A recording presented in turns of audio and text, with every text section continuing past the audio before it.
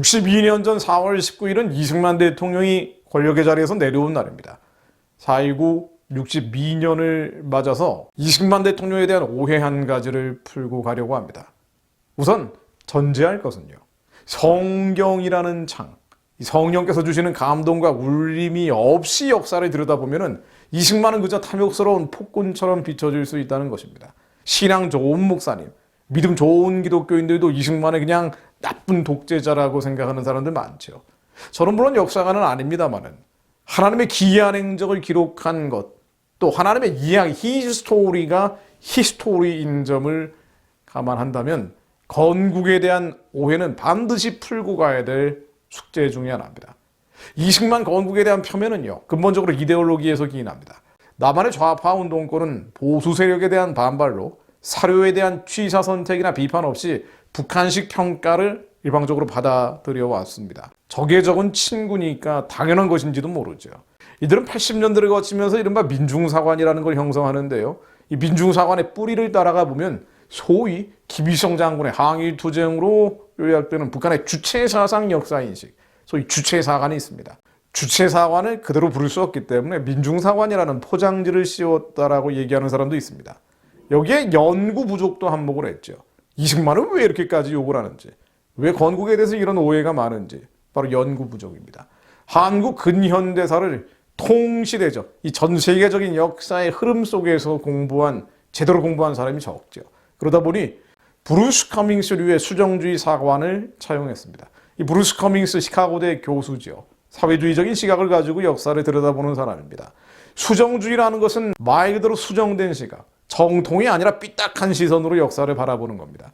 커밍스는 한국전쟁의 기원이나 김정일 코드 등의 책을 통해서 김일성은 이렇게 얘기합니다. 고전적인 로빈후드다. 위대하고 유능한 지도자다 등등 말입니다. 이거 정말 말도 안 되는 얘기죠. 우리 민족사에서 가장 많은 사람을 죽인 살해자를, 학살자, 도살자를 영웅이다라고 평가합니다.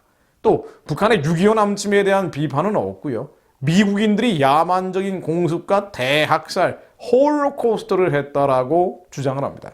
브루스 커밍스의 수정주의 사관에서 나오는 얘기들입니다.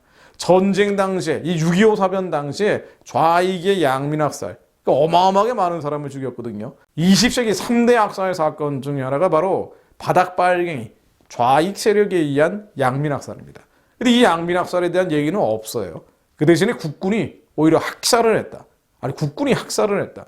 총살, 처형, 살해, 몰살, 중세 마녀 사냥, 킬링필드를 저질렀다라고 주장을 합니다.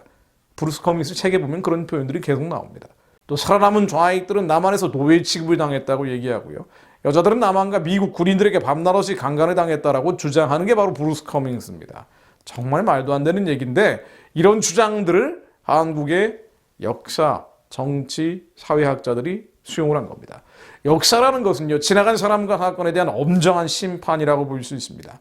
대한민국 위에서 하나님이 이루신 기이한 행적을 기록하는 게 역사인데 오히려 이 기이한 행적을 지우기 위해 이념적인 강박증, 일종의 이데 픽스에 사로잡힌 자들이 의혹을 과장하고 엉터리 추론을 만들어내죠. 그래서 거짓을 지어내는 겁니다. 인본주의의 절정이 바로 사회주의인데요. 사회주의가 가끔 맞을 때도 있어요. 현실에 대한 관찰이 적확하게 맞는 때도 있지만 반드시 틀리는 때가 또 있습니다. 그게 바로 지나간 과거에 대한 해석, 그리고 다가올 미래에 대한 대안입니다.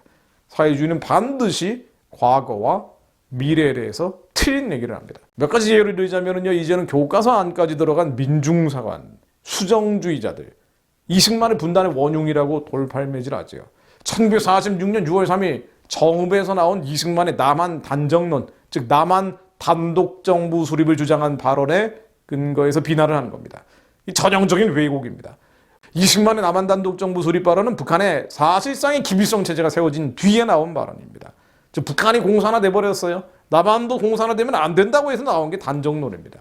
그 전에 이 단정 발언, 이승만의 남한 단독정부 발언이 나오기 한 해 전에 45년 9월 20일 소련 스탈린은 북한의 친소 정권 수립 지령을 내리고요.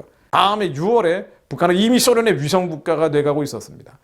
정발언 4개월 전인 46년 2월 8일에는 북조선 임시인민위원회라는 실질적인 단독정부가 북한에 이미 들어섰습니다. 그리고 토지개혁, 북한의 토지개혁을 실시했죠. 토지개혁이라는 건 보통 정부가 갖는 것 이상의 막강한 권력, 땅을 빼앗는 거니까 막강한 권력이 없으면 불가능합니다.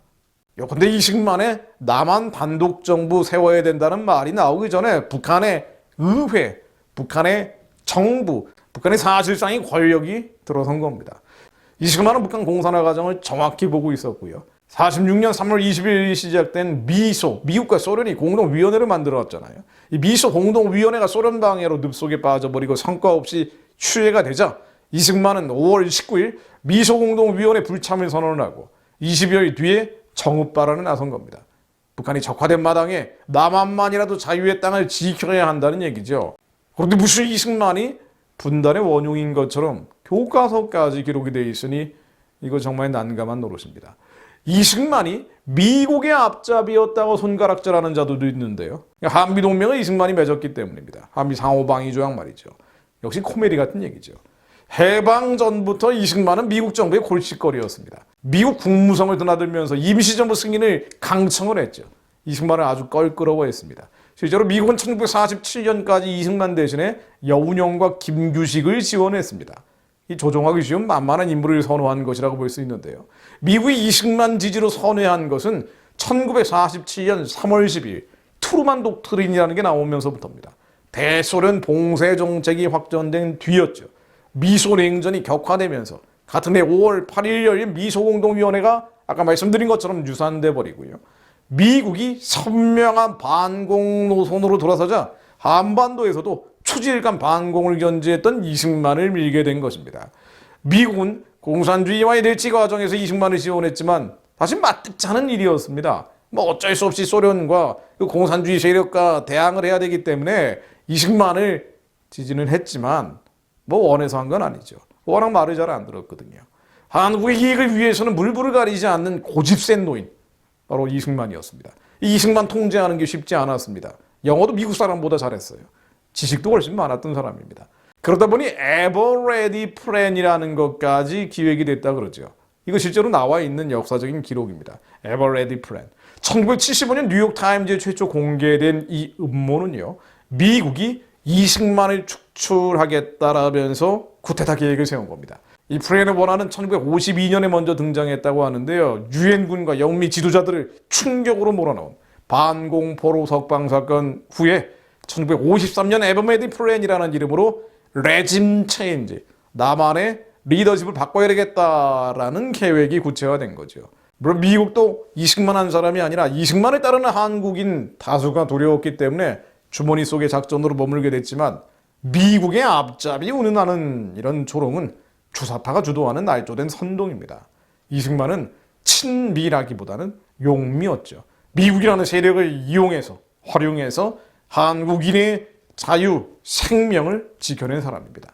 이것이 가능했던 것은 바로 이승만이 하나님을 두려워하고 하나님의 기이한 행적을 기억하며 그것을 하늘에서처럼 이 땅 가운데 한반도 위에 이루려는 기도하는 사람이었기 때문입니다. 시편 78편 4절 말씀 읽고 기도하고 마무리합니다. 우리가 이를 그들의 자손에게 숨기지 아니하고 여호와의 영예와 그의 능력과 그가 행하신 기이한 사적을 후대에 전하리로다. 하나님, 저희가 여호와의 능력과 영예와 주님께서 이 민족에 행하신 기이한 사적을 후대에 전하는 자들이 되게 하옵소서. 출애굽기 23장 1절로 너는 거짓된 풍설을 퍼뜨리지 말며 악인과 연합하여 위증하는 증인이 되지 말며 다수를 따라 악을 행하지 말며 송사의 다수를 따라 부당한 증언을 하지 말며 가난한 자의 송사라고 해서 편벽되이 두둔하지 말지니라. 하나님, 저희들이 이 시류를 따라가면서 거짓된 풍설을 퍼뜨리는 자가 되지 않게 하시고 악인들과 연합하여 위증하는 증인, 거짓말, 하나님의 역사를, 하나님의 기이한 사적들을 지어버리고 악인들과 연합해서 위증하는 거짓을 퍼뜨리는 자들이 되지 않게 하옵소서. 선동과 미혹에 넘어가지 않게 하시고 하나님께서 이 민족에게 행하신 기이한 사적들을 기억하며 우리 후손들에게 전하며 북한 땅에 이루실 하나님의 놀라운 일들을 예수 그리스도 이름으로 기도하는 자들이 되게 하옵소서.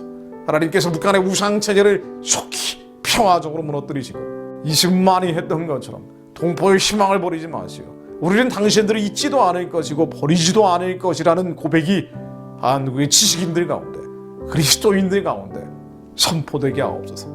하나님 속히 2,500만 백성들을 해방하고 구원하여 주시고 예수 오실 길을 예비하는 자들로 우리의 자녀들을 또 저희 자신을 사용하여 주옵소서. 예수 그리스도 이름으로 기도드립니다.